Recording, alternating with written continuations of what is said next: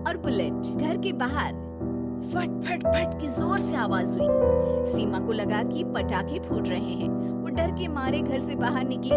देखा तो सामने योगेश यानी कि पतिदेव एक बुलेट बाइक पर बैठे हैं। अरे डर गई क्या? बाइक लेकर आया हूँ तुम्हें घुमाने के लिए।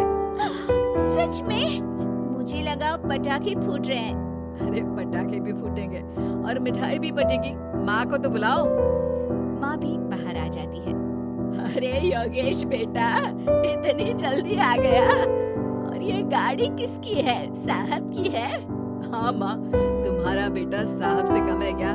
मेरी है। अरे बेटा, इतनी बड़ी गाड़ी ले ली, इससे तो तू घोड़ा ही ले लेता। महंगी पड़ी होगी ना? माँ महंगी सस्ती छोड़ो और मिठाई लाया हूँ, गांव में बंटवा दो। अरे बंटवा क्यों दो? पीछे बैठो, गांव में बांट कर आते हैं। सब खुश थे। योगेश गांव के बाहर एक कोयले की खदान में मजदूरी करता था। मेहनत और अकल से उसने वहां ठेकेदारी का काम सीख लिया और सूझबूझ से ठीक ठाक पैसा बनाने लगा। गांव में बात फैल गई कि योगेश के घर धमाका गाड़ी आई है। ऐसी गाड़ी पहले कभी किसी ने गांव में तो देखी नहीं थी। योगेश और माँ गाड़ी से वापस घर आ जाते हैं। बेटा, बाबूजी ऊपर से देख रहे होंगे और आशीर्वाद भी दे रहे होंगे तुझे।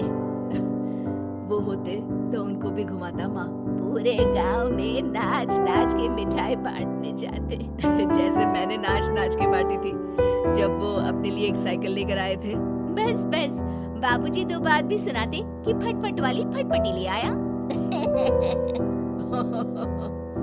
सीमा आगे कहती है, अपने लिए तो ये गाड़ी ले आए और मेरे लिए? अरे ये गाड़ी तुम्हारे लिए ही तो है। पक्का मेरे लिए है? अरे पक्का तुम्हारे लिए है। अगली सुबह जब योगेश सो रहा होता है तो उसे बाहर से गाड़ी की आवाज आती है। वो घबरा कर चिल्लाता है, चोर चोर, मेरी गाड़ी ले जा रहा है, चोर चोर। माँ भी जागती है और योगेश के साथ दरवाजे की तरफ भागती है। जैसे ही दोनों बाहर निकलते हैं तो देखते हैं कि सीमा गाड़ी चला रही है। अरे बहू, नाक कटवाओगी क्या? ये क्या कर रही हो? अरे गिर जाओगी, ये क्या कर रही हो तुम? सीमा गाड़ी को रोक कर कहती है, सारे गांव में घुमा लाई, कहीं नहीं गिरी। क्या? सारे गांव में घुमा लाई? अरे लोग क्या कहेंगे बहू? सोचा क्या एक बार? यही कहेंगे कि कितनी अच्छी गाड़ी है। अरे तुम्हारे बारे में। हाँ, कहेंगे ना कि देखो कितनी अच्छी गाड़ी पर बैठी है। बहू गाड़ी रखकर योगेश और सासू माँ के पास जाती है। तुमने कब गाड़ी चलाना सीखा? हमारे बाबूजी के पास पुरानी स्कूटर थी, सीख ली। फिर स्कूल में एक मास्टर जी भी ऐसी ही गाड़ी लेकर आते थे, उन्होंने सिखा दी। हाँ, स्कूल के मास्टर आजकल यही सब तो सिखा रहे हैं। पढ़ाई का कुछ सिखाते तो कुछ भला होता। अरे बहू, अब गाड़ी मत चलाना। हमारे परिवार में कभी किसी औरत ने पीछे से आगे की सीट पे आने की हिम्मत नहीं की है।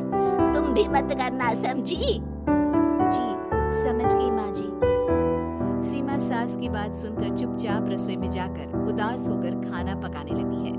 सास सुबह सुबह मंदिर से पूजा करके लौट रही होती है। तभी उसे दो औरतें रोक लेती हैं और कहती हैं, अरे बहू को थोड़े अच्छे लक्षण भी सिखा दो। गाड़ी चलाने निकली थी, गांव की मर्यादा का कोई ख्याल नहीं है। वही तो, अरे पैसे आने लगे हैं तो क्या मतलब कि किसी रीति रिवाज को नहीं मानोगे? अरे समाज में रहना है तो समाज के ढंग से ही रहना पड़ता है। अरे लाज भी नहीं आई बहू को? चूल्हे चौके से निकलकर सीधे गाड़ी लेकर चौराहे चबूतरे नाप लिए, फाट फाट फाट करते हुए। अरे कुछ कहते ना उसे।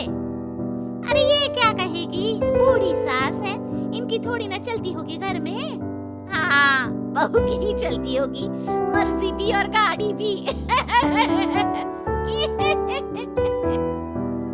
सास सब सुनकर घर आती है और बहू को चिल्ला के बुलाती है, अरे नाक कटवा दी सबके सामने गाड़ी चलाकर। औरत जात गाड़ी नहीं चलाती। शहरों में तो 4 पहियों वाली गाड़ी भी चलाती है और हेलीकॉप्टर, हवाई जहाज भी। शहर में थोड़ी ना रहती हूँ मैडम साहिबा। आज के बाद गाड़ी से ही नहीं, यूं भी निकलना बंद तुम्हारा घर से। माँ सही कह रही है, कहीं भी जाना हो तो मुझे बता देना, मैं लेकर चलूंगा। आज माँ को तुम्हारे कारण कितनी बातें सुननी पड़ी। इतना कहते हुए योगेश वहाँ से चला जाता है। बारिश की वजह से कारखाने के रोड पर कीचड़ रहता है, इसीलिए योगेश गाड़ी घर रख कर जाता है और किसी से लिफ्ट लेकर कारखाने पहुँचता है ताकि नई गाड़ी गंदी ना हो। लेकिन शाम को इतनी तेज बारिश होती है कि उसे वापस आने का कोई साधन ही नहीं मिलता। बारिश बढ़ती जाती है, रात के 11 बज जाते हैं। रास्ते में एक नदी का ब्रिज है, अगर उस पर पानी आ गया तो योगेश कारखाने में ही फंस जाएगा। पूरी रात भूखे प्यासे बितानी पड़ेगी। घना अंधेरा, बिजली की कड़कड़ाहट और तेज बारिश। राजेश डर भी रहा था, ठंड से कांप भी रहा था। तभी उसे रोड से आती हुई एक रोशनी दिखती है। वो देखता है कि उसके सामने एक बाइक आकर खड़ी हुई है। वो ऊपर वाले को धन्यवाद देकर उस बाइक वाले आदमी की तरफ बढ़ता है, पर पास जाकर देखता है तो भौचक्का रह जाता है। सीमा, तुम यहाँ इतनी बारिश में गाड़ी पर? पहले बैठो तो, नदी ब्रिज पे आ जाएगी तो जाना मुश्किल हो जाएगा। योगेश गाड़ी के पीछे बैठता है। सीमा गाड़ी चला रही है। मैंने तो तुमको पहचाना ही नहीं। गाड़ी की आवाज तो पहचानी होगी ना? अरे पर मुझे नहीं पता था कि तुम आओगी। अच्छा किया कि तुम आ गई।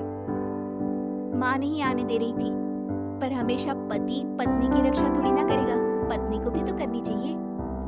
योगेश को सुबह अपने किए पर पछतावा होता है। उसकी आंख में आंसू आ गए जो बारिश की बूंदों में बह गए थे। उसके बाद सीमा को सास ने और योगेश ने खुशी खुशी समाज की सीमा लांघने की मंजूरी दे दी।